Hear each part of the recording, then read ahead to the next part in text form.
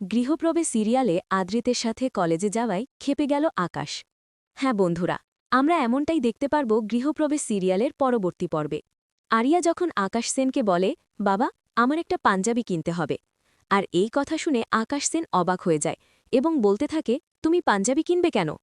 আর এই কথা শুনে আরিয়া একটু ভয় পেয়ে যায় আর মনে মনে বলতে থাকে, কিছুতেই সৌম্যের কথা বলা যাবে না বাবার কাছে। আর আরিয়া যখন নার্ভাস ফিল করে তখন আকাশ বলে, তুমি ভয় পেয়ে যাচ্ছ কেন? আমি তোমাকে যে প্রশ্ন করেছি তুমি তার সোজা সাপটা উত্তর দাও। আর আরিয়া বলে ওঠে, আমার বন্ধুর জন্মদিন, তাই ওকে আমি একটা পাঞ্জাবি গিফট করতে চাইছিলাম। আর পরের দিন সকালবেলা আরিয়া কলেজ যাওয়ার পথে তার গাড়িটা নষ্ট হয়ে যায়, আর এই সুযোগ পেয়ে আদ্রিত তাকে লিফট দিতে চলে আসে। প্রথমে আরিয়া একটু সংকোচ করলেও পরে আদ্রিতের মুখের দিক চেয়ে লিফট নিতে রাজি হয়।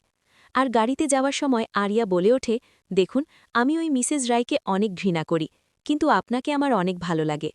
আর আরিয়া বলে ওঠে, আমি কিন্তু আপনাকে আমার বাবার জায়গাটা দিতে পারবো না।